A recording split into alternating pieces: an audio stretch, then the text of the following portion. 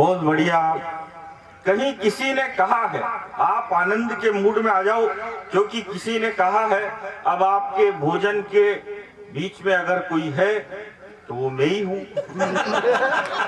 हालांकि एक और है, वो इतना नहीं है जितना मैं हूं। खींचो आराम से। लेकिन ये जो फोटो खींच रहे हो ना, ये जमाना गया, अब नया जमाना आ गया।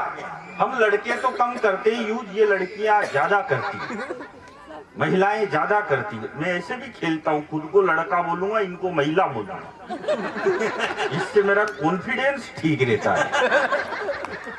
हम तो कम करते ही यूज, ये ज्यादा करती है। अब इनको फोटो खींचना हो, आप ढंग से देखना, सेल्फी खींचते टाइम लड़कियों का और बीड़ी पीते टाइम गांव के बूढ़े डोकरों का मुंह एक जैसा हो जाता है।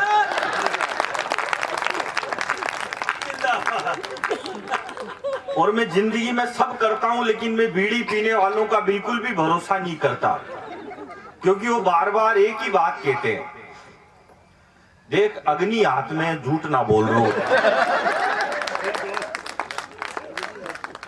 और ये जो इधर उधर खड़े हैं भाई, भगवान ने आपको खड़े रहने के लिए पैर दिए हैं, तो टिकाने के लिए भी कुछ ना कुछ दिया ही होगा। ये मैंने इसलिए बोली क्योंकि पहले सारे ही भूल गए थे। हैं? ये बोलने वाले आए ही नहीं। तो मैं आ गया ना। डार्विन का सिद्धांत है कि हम शरीर के जिन अंगों का प्रयोग नहीं करते वो धीरे धीरे लुप्त हो जाए। तो आप आनंद के मूड में आ जाओ, क्योंकि किसी ने कहा है, ये किसने कहा मेरे को आज दिन तक मालूम नहीं चला, पर किसी ने कहा है कि जो मस्त रहता है वो कभी स्वर्ग में नहीं जाता, बल्कि जहां जाता है वहीं स्वर्ग बना देता है। मैं आज की महफिल को, मैंने कहा कि आपसे ताली बजाओ। जब देखो मामला कंपनी का हो, अब ब्रांडेड कंपनी का हो, तो काई को एडवर्टाइजमेंट करो। वो पिछले दिनों एक अंग्रेज मिल गया मेरे को, ये दोनों एक साथ खा जा रही है, ये वही जा रही है जहां मैं भी गया था।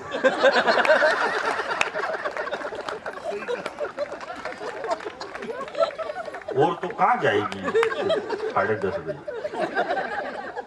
वो पिछले दिनों एक अंग्रेज मिल गया मेरे को। अंग्रेज मुझसे बोला, तेरे को इंग्लिश आती है? मैंने कहा यस।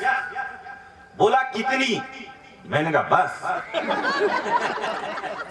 हालांकि इंग्लिश ज्यादा हार्ड नहीं होती, बस उसमें थोड़ा सा पानी ज्यादा मिलाना पड़ता है। इसमें हंसने की बात नहीं है मेरे भाई। जब कोरोना काल में इस देश की अर्थव्यवस्था गर्त में चली गई थी, पार्षद साहब कहाँ गए? वो आए थे जो, गए क्या? हाँ, तो उनको जाना भी चाहिए, क्योंकि उन देश को जरूरत है उनकी। यहाँ क्यों बैठो फालतू? जब कोरोना काल में इस देश की अर्थव्यवस्था गर्त में चली गई थी, जब कोरोना काल में इस देश की अर्थव्यवस्था को न मोदी जी ऊपर उठा सके, न राहुल जी ऊपर उठा सके, न कांग्रेस ऊपर उठा सकी, न बीजेपी ऊपर उठा सकी, तो इस देश की सरकार ने न सबसे पहले मंदिर खोला, न मस्जिद खोली, न गिरजाघर खोले, न गुरुद्वारे खोले। इस देश की सरकार को केवल एक ही कौम पर भरोसा था, और देश की सरकार ने खोले तो सबसे पहले दारू के ठेके खोले, और पीपी के बेवड़ों ने अर्थव्यवस्था को इतना ऊपर उठाया, इतना ऊपर उठाया, वो नीचे आने का नाम ही नहीं ले रही। वहां क्या बहुत सारे तो अर्थव्यवस्था ऊपर उठाने के चक्कर में खुद ऊपर उठ गए। सर बात तो सही ये है, प्रैक्टिकल बात ये है कि जैसे ये धरती शेषनाग के फन पर टिकी हुई है, देश की अर्थव्यवस्था भी बेवड़ों के कंधों पर टिकी हुई है। वो पिछले दिनों एक आ गया मेरे पास, बोला गुरुजी ज्ञान दो। मैंने कहा क्या ज्ञान चाहिए? बोला ऐसा ज्ञान दो जो लुगाई जिंदगी भर मेरी गुलाम बन के रहे। अरे मैंने कहा ऐसा ज्ञान तो मेरे खुद के पास ही नहीं है, तेरे को कहां से दूं? अरे बोले आप तो इतने बड़े कवि हो, इतने बड़े कलाकार हो, ऐसा ज्ञान दो जो लुगाई गुलाम बन के रहे। तो मैंने कहा एक बात बता, तेरी शादी हो गई? बोले नहीं भाई साहब, अगले महीने है। ऐसा ज्ञान दो जो बीवी गुलाम बन के रहे। मैंने कहा तू थोड़ा पीता है? बोला नहीं भाई साहब, मैं तो बड़ा सात्विक आदमी हूँ, हाथ ही नहीं लगाता। तो मैंने कहा हो गया काम। बोला करना क्या है? मैंने कहा कुछ भी नहीं करना, शादी के पहले ही दिन तेरी बीवी के पास एक दारू की बोतल ले जाके रख देना। तेरी लुगाई देखते ही कहेगी ये कैसा बेवड़ा पति मिल गया मेरे को, शादी के पहले ही दिन दारू की बोतल लेके आ गया। उसी के सामने दीवार पे फेंक के फोड़ देना और कह देना आज से तेरे प्यार में बंद। तेरी बीवी जब तेरा इतना बड़ा त्याग और बलिदान देखेगी तो जिंदगी भर तेरी गुलाम बन के रहेगी। उसने वैसा ही किया, शादी के पहले ही दिन लुगाई के पास दारू की बोतल ले जाके रखी। उसकी लुगाई देखते ही बोली ठीक है बनाओ, लेकिन मेरे पेग में सोडा मत डालना।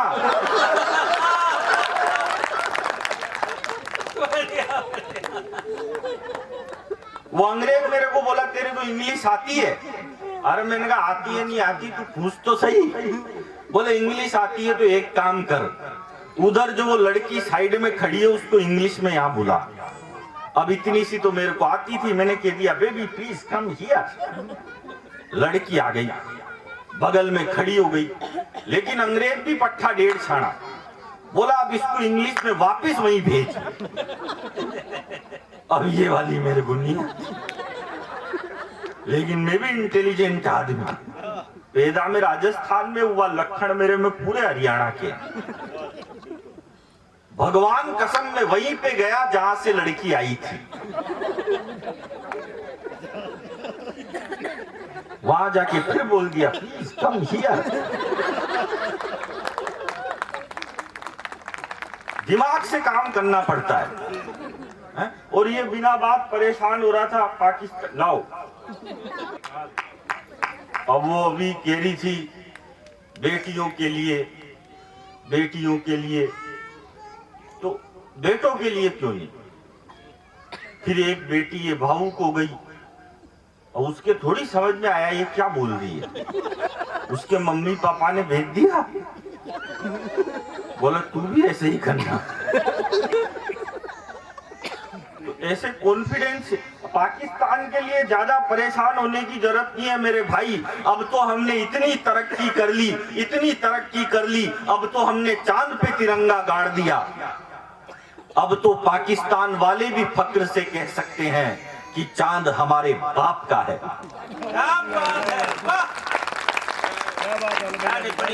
हालांकि हम ऐसे ही नहीं पहुंचे चांद पे, इसके लिए हमने ट्राई किया था, इसके लिए हमने मेहनत की थी।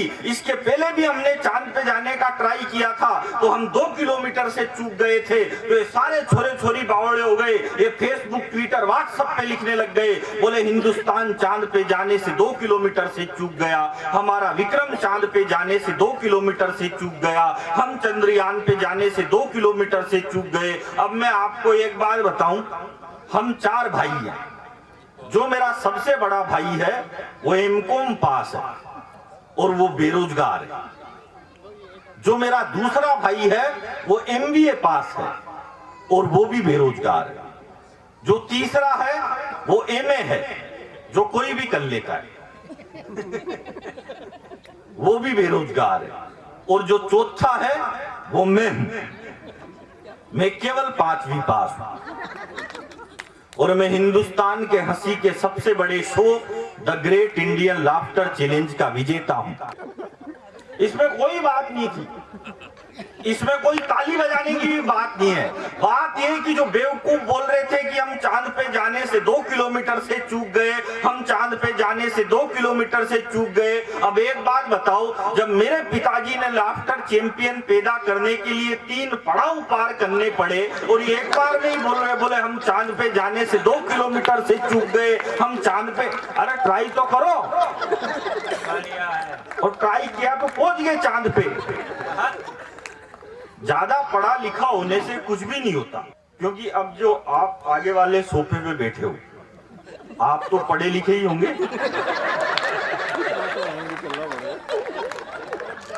लेकिन पढ़ लिख के आप लोगों ने भी कौन सा तीर मार लिया। सुन तो 5वीं पास को ही रहे हो। ज्यादा पढ़ा लिखा होने से कुछ भी नहीं होता। याकूब मेनन को फांसी हुई तो इस देश के पढ़े लिखे लोगों ने 300 पढ़े लिखे लोगों ने रात को 3 बजे सुप्रीम कोर्ट का दरवाजा खटखटा दिया एक आतंकवादी की फांसी रुकवाने के लिए। देश के 300 पढ़े लिखे लोग गए थे सुप्रीम कोर्ट का दरवाजा खटखटाने, और सुप्रीम कोर्ट में भी सारे पढ़े लिखे थे। उन्होंने भी रात के 3:30 बजे गेट खोल दिया। याकूब मेनन को फांसी हुई तो देश का पढ़ा लिखा मीडिया बोला याकूब मेनन को गलत फांसी पे लटका दिया। याकूब मेनन के साथ अन्याय हुआ। याकूब जब फांसी पे चढ़ रहा था तो उसको अंतिम समय में उसकी 17 साल की बेटी से नहीं मिलने दिया गया। ये बहुत दुखद बात है। ये कौन बोला?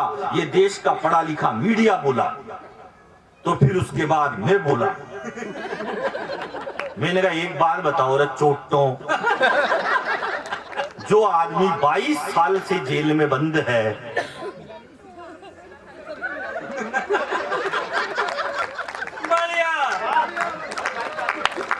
इसके 17 साल की बेटी कौन सी वेबसाइट से डाउनलोड करते हो यार? देखो मैं आपको बताऊं, ईश्वर की कृपा से मेरे 7 सालियां हैं। ईश्वर मेरे ससुर जी का नाम है। ये वाले ईश्वर जी मत समझ लेना, दुनिया में और भी होते हैं। आनंद में रहो भाई साहब। ऐसे ही दुनिया में बहुत टेंशन चल रही। अभी ये पाकिस्तान की टेंशन पाल रहा। इतनी टेंशन पालने की जरूरत ही नहीं है।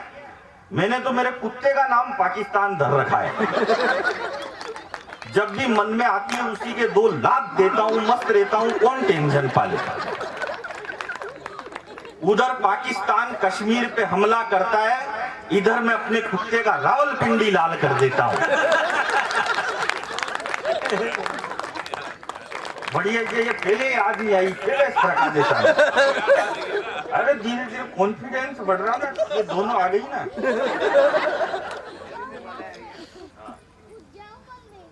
तो मेरे साथ तो बहुत दिक्कत हो जाती है भाई साहब। अभी पिछले दिनों मेरे को दिल्ली से मथुरा जाना था, तो मैं दिल्ली से मथुरा जाने के लिए ट्रेन में बैठा। अब आप जानते हो सबसे ज्यादा रिश्तेदारी अगर कहीं होती है तो ट्रेन में ही होती है। तो मैं जैसे ही ट्रेन में बैठा तो बहुत सारे आगे मेरे पास। मैं थोड़ा फेमस भी हूं ना, तो बहुत सारे आगे बोले भाई साहब कहाँ जा रहे हो? मैंने कहा मथुरा जा रहा हूं भगवान बाके बिहारी जी के दर्शन करने के लिए। बोला बहुत अच्छे, लेकिन एक दिक्कत हो गई। मैंने कहा क्या दिक्कत हो गई? बोला भाई साहब ये राजधानी एक्सप्रेस है, आप गलत ट्रेन में बैठ गए, ये मथुरा में रुकती ही नहीं है, इसका स्टॉप ही नहीं है मथुरा में। मैंने कहा कहाँ है इसका स्टॉप? बोले डायरेक्ट कोटा रुकेगी, अब वहां उतर के आपको दूसरी ट्रेन में बैठ के वापिस आना पड़ेगा। और मैंने कहा तो गड़बड़ हो गई। तो इतने में एक दूसरा ज्ञानी आ गया। अरे बोला भाई साहब इनकी बातों में कहाँ आ रहे हो आप?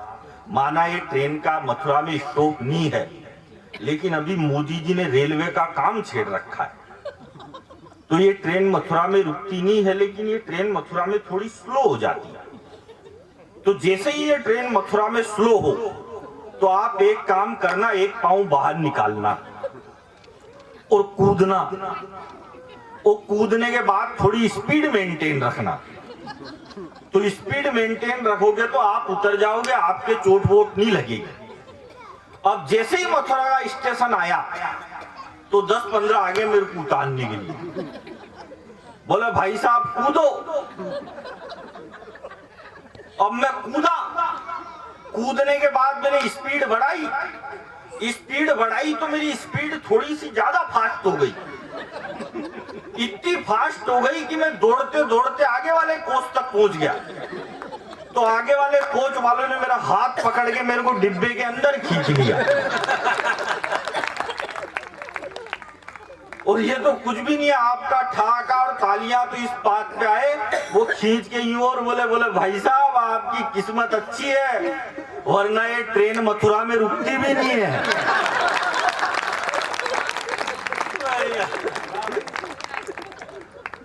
ज्यादा पढ़ा लिखा होने से कुछ भी नहीं होता।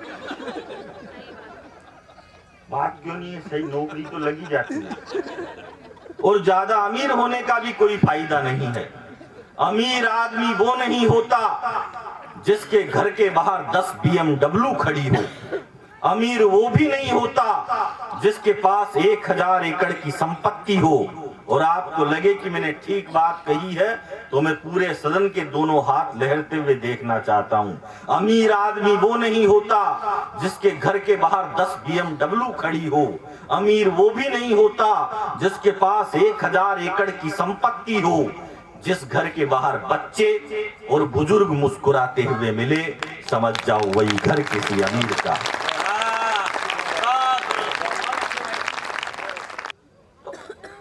अभी मोदी जी ने ऑपरेशन सिंदूर कर दिया। तुम इतनी टेंशन पाल रहे थे, मोदी जी ने ऑपरेशन सिंदूर कर दिया, पाकिस्तान पे एयर स्ट्राइक कर दी, ऑपरेशन सिंदूर कर दिया। अब मैं आपको एक बार बताऊं, अपन एक बार जिस जगह सिंदूर लगाते हैं फिर वो जगह अपनी हो जाती, पर्सनल हो जाती। तो मोदी जी ने पाकिस्तान पे सिंदूर लगाया था तो फिर पाकिस्तान अपना हो गया था। और वो मोदी जी की पुरानी आदत है सिंदूर लगा के छोड़ने की। बढ़िया है। देखो मैं किसी पार्टी का आदमी नहीं हूं, न मैं बीजेपी का आदमी हूं, न मैं कांग्रेस का हूं, मैं केवल मेरी लुगाई का आदमी हूं। राहुल जी के बारे में तो मैं कुछ भी नहीं बोलता हूं, क्योंकि राहुल गांधी हम हास्य कवियों के कुल देवता है और अपने देवता के खिलाफ कुछ भी नहीं बोलना चाहिए। हमारे देश के पहले प्रधानमंत्री थे नेहरू जी। नेहरू जी के कपड़े विदेशों में धुलने जाते थे। मोदी जी ऐसा नहीं करते। मोदी जी के 10-20 जोड़ी गंदे होते हैं, वो खुद ही विदेश चल जाते, सारे एक बार में धुलवा लाते। बार बार का टंटा ही कौन पाले। अच्छा, कांग्रेस वाले भी कम नहीं है। जब इस देश के बीजेपी के पहले प्रधानमंत्री बने अटल बिहारी वाजपेयी, तो ये कहते थे यार ये बीजेपी वालों को कुछ नहीं आता, इनसे सरकार नहीं संभलती, बीजेपी वाले बहुत खराब है, इनको सरकार चलाना ही नहीं आता। फिर अटल जी थोड़ा बीमार हो गए, वो पीछे हटे। फिर अडवाणी जी मुख्य धारा में आए, तो अडवाणी जी ने पाकिस्तान में जाके जिन्ना की मजार पे फूल चढ़ा दिया। तो जिन्ना की पे नहीं चढ़े, उनकी पे ही चढ़ गए। तो ये बोले कि अडवाणी जी तो और खराब है, इनसे तो अटल जी लाख गुना अच्छे थे। अडवाणी जी तो और खराब है, इनसे तो अटल जी लाख गुना अच्छे थे। फिर अडवाणी जी भी पीछे हटे। फिर वो आए 56 इंच की छाती वाले, चाय वाले। तो चाय वाले को देख के बोले कि ये चाय वाला तो और खराब है, इनसे तो अडवाणी जी लाख गुना अच्छे थे। और मैं तो कह रहा हूं रे कांग्रेस वालों, अभी तो तुमने चाय वाला देखा है, जिस दिन यूपी का गाय वाला देख लिया उस दिन कांग्रेस वालों को ये नरेंद्र मोदी देवता नहीं लगने लग जाए।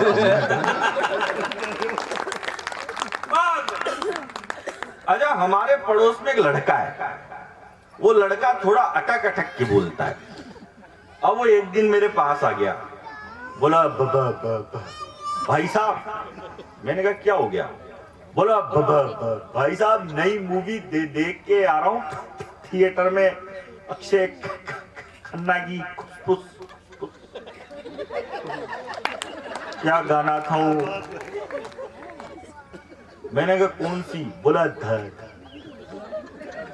धुरंधर। मैंने कहा तो?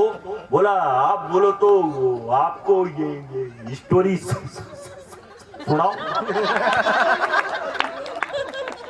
और उसने मेरे को स्टोरी सुनाई। 3 दिन तक तो उसका इंटरवल ही नहीं आया। एक दिन वो एक दुकान पे चल गया, उसने दुकानदार से कहा, बोला भाई साहब कोई काम धंधा हो तो बताओ। दुकानदार ने उससे कहा यार एक काम करिए, 10 महाभारत है, जय इनको बेच के आ। वो गया और 5 मिनट में 10 महाभारत बेच के आ गया। फिर बोला भाई साहब ये कम क्यों दे रहे हो, ग्रोथ बढ़ाओ। दुकानदार ने उसको 20 महाभारत दी, फिर आधे घंटे में बेच के आ गया। फिर बोला भाई साहब इतनी कम में मेरा पड़ता नहीं आएगा, थोड़ी ज्यादा दो। दुकानदार ने अब की बार उसको 500 महाभारत दी। वो फिर 2 घंटे में बेच के आ गया। तो दुकानदार का दिमाग खराब हो गया, बोले 500 महाभारत बेचने में आदमी को पूरी जिंदगी लग जाए तो नहीं बिकती, तू जाता है घंटे 2 घंटे में कैसे बेच के आता है? तो बोला भाई साहब इसमें करना क्या है? घर गए जी जाता हूं, दरवाजा खटखटाता हूं और कहता हूं कि खरीद रहे हो कि पढ़ के सुनाओ।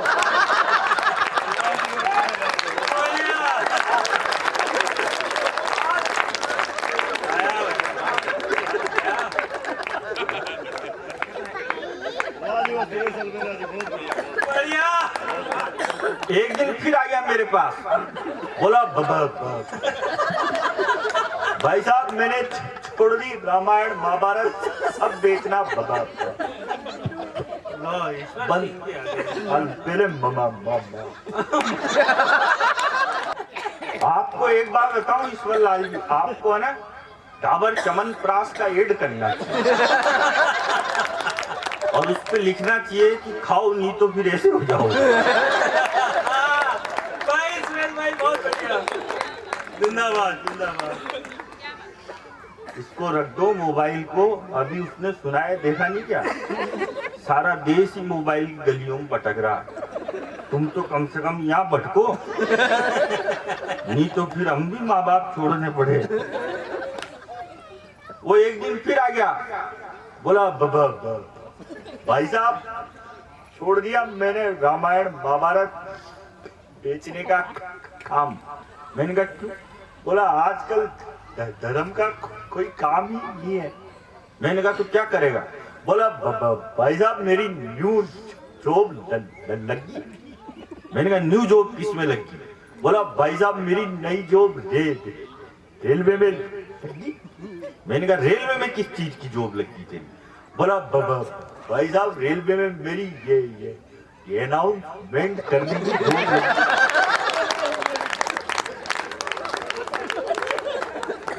अब उसने अनाउंसमेंट किया, बोला राजधानी एक्सप्रेस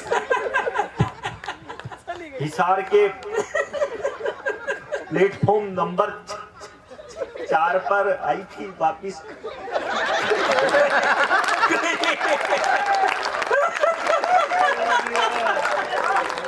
एक बार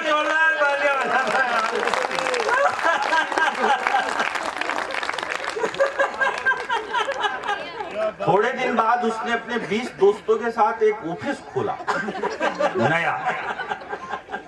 अब ऑफिस खोला तो पहले ही दिन इनॉग्रेशन करने के लिए जाना। अब ऑफिस 20वें फ्लोर पे, अब पहले दिन इनॉग्रेशन करने के लिए गए तो जैसे ही इन्होंने गाड़ी पार्क करी तो बोला ऊपर बाद में चढ़ना, पहले मेरी बात। अरे बोला 20 फ्लोर चढ़ना है तू अभी 1 घंटा लगा देगा बोलने में, बाद में बोलना। तो 2-3 फ्लोर चढ़ गए, फिर बोला अरे हाँ बोला बाद में बोलना। 7-8 फ्लोर चढ़ गए, फिर बोला अरे तो देखो हाँ बोला बाद में बोलना, बहुत देर लगाया। फिर 20 फ्लोर चढ़ गए, फिर सबने उसके हाथ जोड़ के हाँफते हाँफते पूछा, बोला भाई हाँ बता क्या बोल रहा है? बोला मैं तो ये बोल रहा था ये ऑफिस के ताले की चाबी तो नीचे कार नहीं देगा।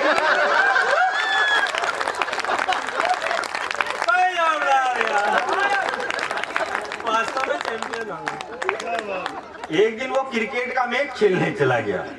अब क्रिकेट के मैच में उसको कप्तान बना दिया। अब कप्तान बनाया तो अंपायर ने सिक्का उछाला, बोला मांग डेढ़ मांगेगा खेल में। अब सिक्का आसमान। हाँ यही उसके तो जो आ गया जो ही असल। अभी दीपक भाई मैं पिछले दिनों कलकत्ता कवि सम्मेलन में गया, तो कलकत्ता कवि सम्मेलन में गया तो मेरी वाइफ का फोन आ गया मेरे पास, बोला तुम घर पे आओ। तो तो एक खाली बोरी लेके आना। तो मैंने कहा ठीक है लेके आऊंगा खाली बोरी। अब मैं घर पे गया तो मैं बोरी ले जाना भूल गया। तो उनने जाते ही पूछ लिया दरवाजे पे ही कि तुम बोरी लेके आ गए। मैंने कहा भूल गया, अभी लेके आता हूँ। बोलो कोई बात नहीं, तुम बोरी लेके नहीं आए तो मैं ड्रम लेके आ गया। और मैंने कहा चेक तो करो यार ड्रम कौन से कलर का है। तो मैंने स्टोर रूम में जाके देखा तो ड्रम ब्लू, नीला। मैंने भाई साहब बिल चेक किया। बिल चेक करके मैंने कहा फोन करता हूँ इसके पास कौन कौन से ड्रम है। मैंने उसको फोन किया, मैंने कहा भाई साहब ड्रम मिलेगा? अब बोला हरे काले पिलावी गुलाबी बैंगनिया सारे मिल जाएंगे। मैंने कहा भाई साहब ब्लू चाहिए, ब्लू, नीला। बोला भाई साहब नीला तो एक ही बचा था, उसको भी सुबह सुबह ईश्वर लाल जी की वाइफ लेके चली गई। तो बच के रहा कर कि लड़के टेटू पर टेटू बुदवा रहे हैं, लड़कियां झुमके पर झुमके लगा रही है, और जिनको झांसी की तलवार उठानी थी वो रील्स पर ठुमके लगा रही है। होली पर पानी मत बहाओ, दिवाली पर पटाखे मत चलाओ। वो इजराइल इतना सा देश है, इतना सा नहीं थोड़ा ज्यादा बड़ा है, पर यूं छोटा सा ही है। वो रोज भाई साहब परमाणु बम फोड़ रहा। वो ईरान इतना सा रोज परमाणु बम फोड़ रहा, और ये हमको दिल्ली में सूतली बम नहीं फोड़ने देते हैं। भाई उनके बम से कौन सी ऑक्सीजन निकल रही, हमारी फूलझड़ी से कौन सा प्रदूषण हो रहा। एक बार क्या हुआ, मैं आपको ज्ञान की बात बताऊं। ये जो दो बच्चे घूम रहे हैं, बच्चों ये संसद भवन नहीं है, ऐसे नहीं घूम सकते हो। एक बार एक बस में 5000 नेता बैठ के जा रहे थे। 5000 एक ही बस में? मैं बस को ट्रेन बना के ले जाऊं, तुम्हारी क्या दिक्कत है? 4990 आप बोलो तो अभी नीचे उतार दूं। मेरी तो घर की बस है, मैं कितने ही बिठाऊं। मेरे ऐसे दिक्कत हो जाती है, मेरे संकट नहीं रहता। जैसे दीपक भाई आप संचालन कर रहे हो प्रोग्राम, ऐसे कभी कभी मेरे को भी दे देते हैं।